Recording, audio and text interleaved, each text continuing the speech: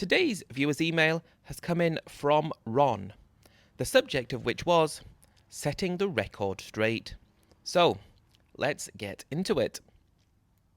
John, I'm writing this email to you from our small village just outside Khon Kaen, where I've had the pleasure of living for the past 20 years.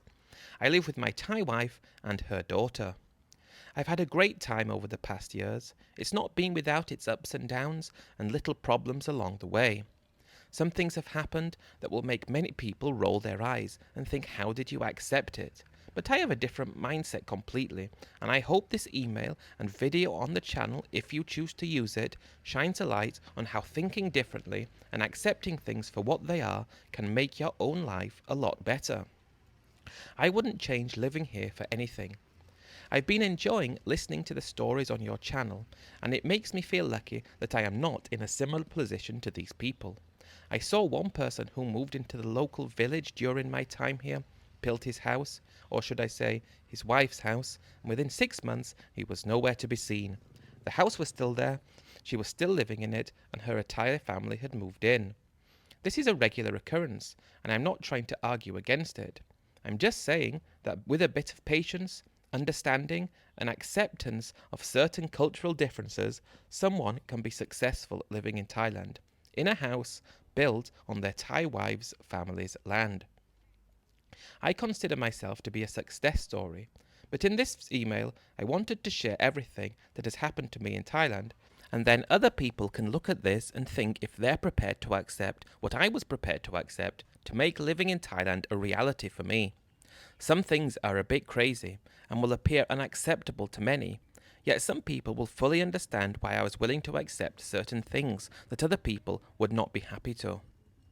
I retired to Thailand at the age of 50 in 2003. I had acquired a number of rental properties in my home country that provided me with an income that would be the envy of many an expat. My rental properties to this day are far more money than they used to do, of course, as they go up in value, and I'm in a great position financially to be able to live the way I want to live. I also came to Thailand with an amount of money to do something with. I toyed with the idea of buying a house in Bangkok or a condo in Bangkok. I thought about the beach and buying somewhere close to the beach, but after meeting my future wife in 2004 and after getting married up in her village in Khon Kaen, I immediately fell in love with rural Thailand and the amazing Isan area, and quickly came to the realization that this is somewhere I wanted to live. We spent a few days in Bangkok, where I was slowly getting used to living in Thailand, renting a condo in the Thong Lo area of the city. It wasn't a trendy place like it is now, but it was so close to lots of great things, and I liked living there. I do need to say, for honesty's sake, that I did meet my wife in a bar. I walked into one of the bars down Soy Cowboy and saw her working behind the bar. The rest is history. While this point might not be relevant, I am still with my wife, so read into that what you want. The first 2 years spent in Bangkok were amazing. I got to know the city and the cultural differences, and that learning I found to be very important to be able to fit in the country. I started learning the language and I put so much effort into it. I am nearly fluent today, but it took me a long time. We regularly visited places such as Koh Samet and also Hua Hin and Pattaya, and I knew that moving to Thailand was the best decision I ever made. I have a great wife and amazing existence, and I was able to do a lot of traveling and seeing lots of different things. Thailand was like a fairy tale that I had dreamed of in my younger years, where I was stuck working endless hours to save up enough funds to start life. But deep down, I knew that I wanted to settle down up in Khon Kaen. I loved the peace and quiet and the serenity of village life, and we could always visit the beach regularly. It's not like we were going to be stuck there permanently without the ability to leave. I envisaged the perfect life. House on a few rai of land, lots of fruit trees, growing some chilies, a big TV, and the setup that would keep me entertained and happy for the long haul. In 2006, we kept our condo on in Bangkok and headed to Khon Kaen to look into building a house on some land that her family had given her. It was about 3 rai, which I thought was a good size. It would give me enough space in the garden to grow lots of things, have a place to have a barbecue, and maybe even a swimming pool. We never did get round to building a pool, but it's still something to do on my list all these years later. I had no idea how to begin building a house in Thailand. I couldn't do it myself, of course, so I thought the idea of finding a professional company to build it for us was the best way to go. My wife agreed with this. She was always very agreeable in the early days and just wanting to please. She did say that there were some people in the village who had construction experience who could build a house for us, but that would be to the village standards, and although it was going to be cheaper to do it that way, I felt like getting a proper company to do it was going to be the most sensible option. We drove into the city. By this time I had already bought a car. I found I never used it in Bangkok, but it was perfect for visiting places, and living up here it would definitely going to be needed. We eventually found a company that looked reputable to build a house for us. It was going to be a 3-bedroom, 3-bathroom house, 2-storied, and the way I wanted, with a western kitchen. We weren't going for anything too big or too fancy. I'd driven past loads of houses up in Isan built by foreigners that seemed palatial and out of place. I found them to be completely unnecessary and out of touch with the local area. The price to build this house in 2006 was 2.5 million baht, so not a great deal of money, especially at the time when the baht was so weak. As soon as we took on the company to build a house, we went back to Bangkok to sort everything out, enjoy the city for a bit, and give up the condo. The building company said it would take about 4 months to complete the house, a lot quicker than I was expecting. So in that time frame, we went to the beach a few times, as well as enjoyed Bangkok, and drove up to Khon Kaen for good. We pretty much left the building company to build the house without us being on site. They seemed very reputable and had many houses to show that they had already built. I trusted them to do the job, and lo and behold, they did. When we got back there, the house was nearly done, just in time for us to choose the tiles and other fixtures and things such as the kitchen and also the furniture. A month later, we moved in, having spent a month living in a hotel 20 minutes away from the village. Moving into the house was a dream come true. The house was fully in my wife's name, and I didn't bother to get a lease. At the time, the amount of money it cost wasn't a lot, and the properties I owned in my own country vastly outweighed the value of this house in Thailand and want to remain mine. My wife knew I had a certain income coming in every month, but she didn't know where it came from. It wasn't until I'd been with her for about 10 years that I told her I owned the properties, and that's where the income came from.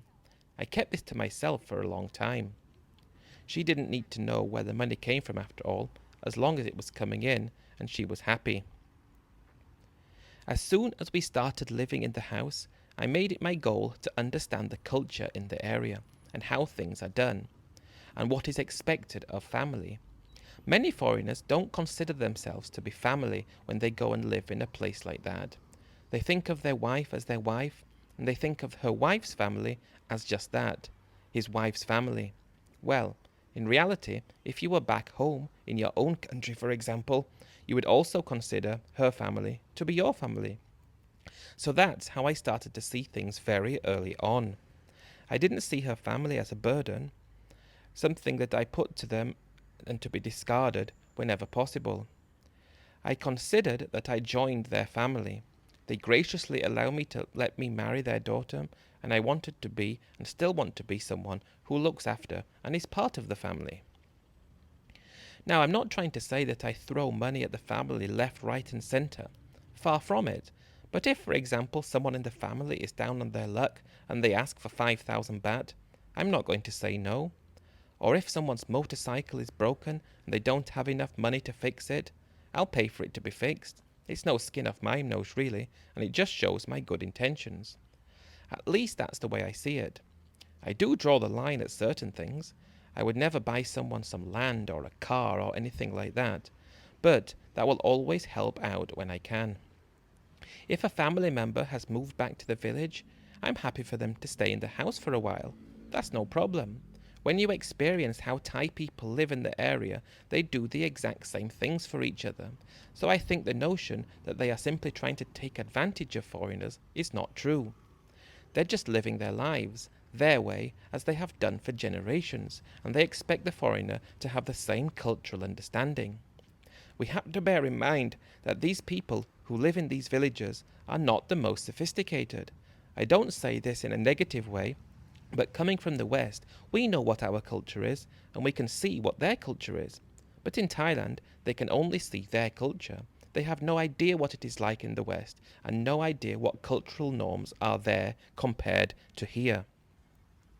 I see this as the biggest issue that many foreigners have moving into the area. They want certain benefits of Thailand and what Thailand can offer, but they don't want the baggage that goes along with it. For me, the baggage is part and parcel of life in Thailand, and we have to accept things that we otherwise wouldn't accept because we've chosen to live here. They are not going to bend to our every wish and whim, and why should they? Just fit in, blend in, and you'll be fine.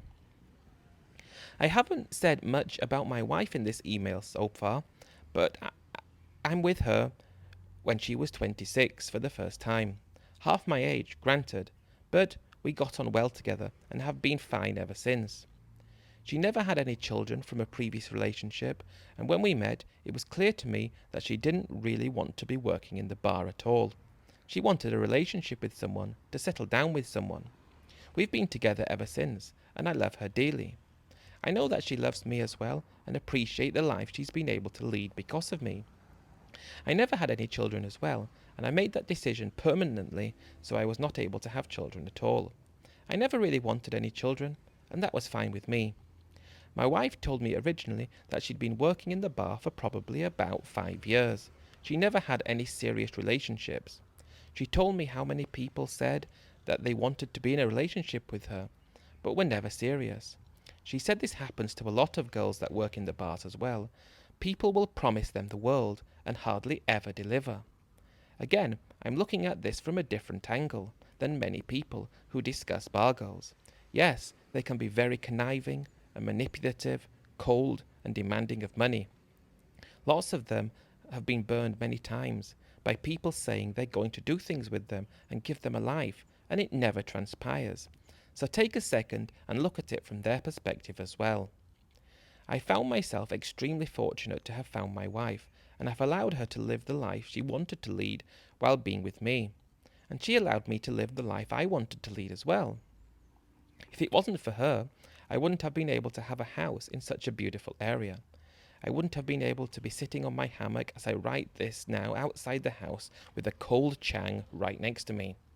Life is about compromise and accepting things for what they are. The most difficult thing for me that happened in my stay in Thailand was when my wife came to me saying she wanted to have a child.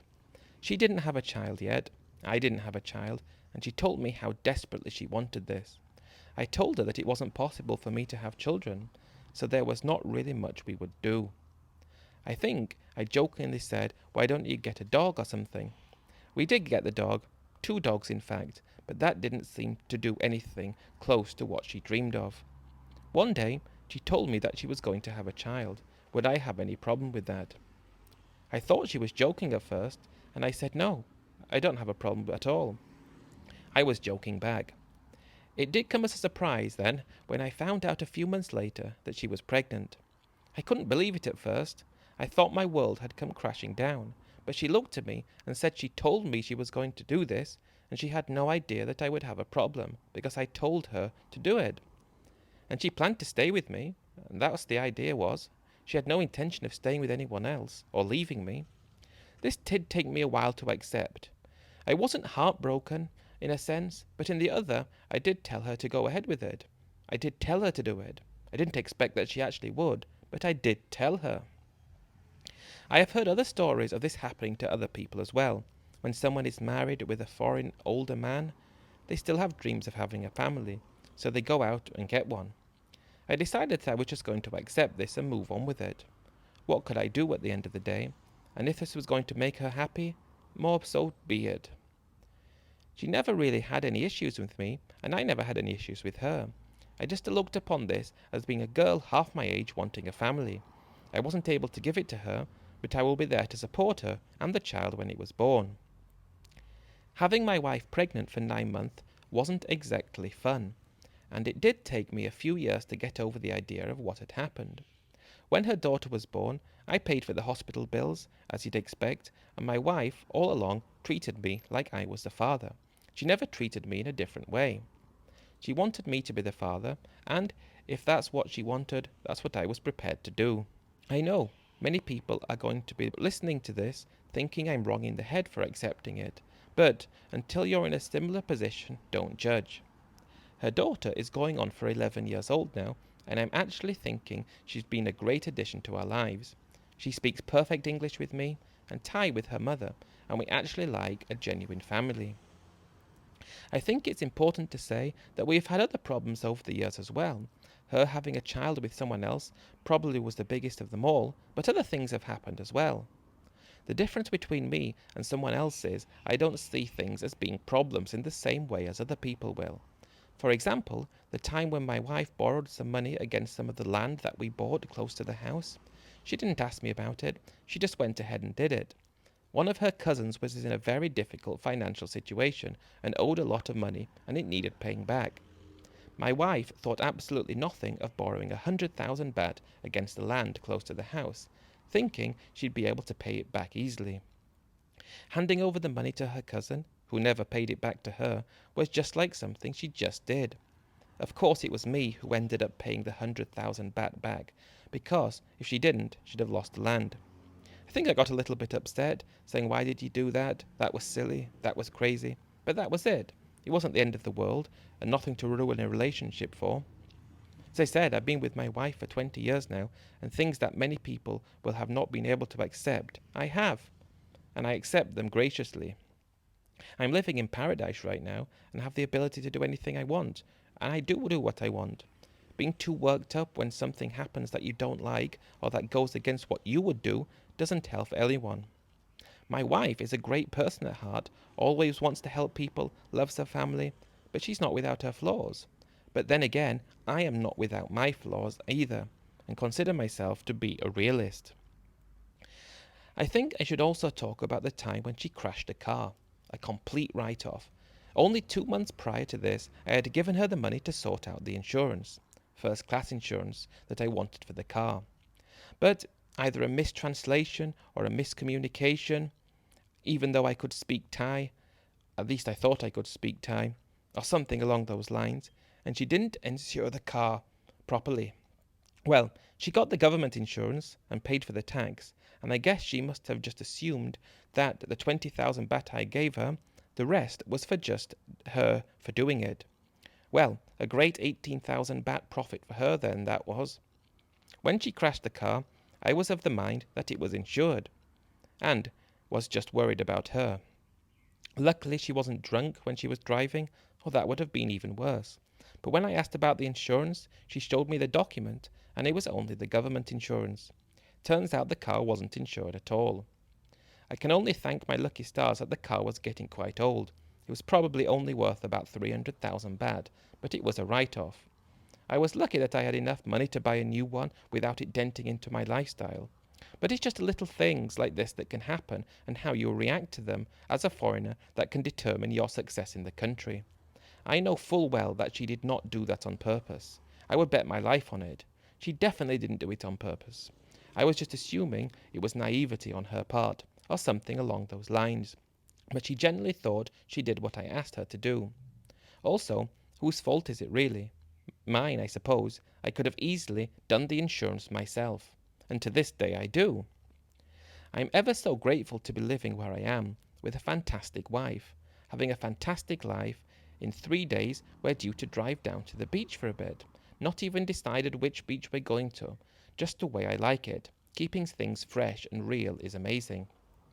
I am lucky that in my advanced years I am still fit and healthy and mobile, and say that I would pass for early 60s, let alone 70s, and I take that as a compliment.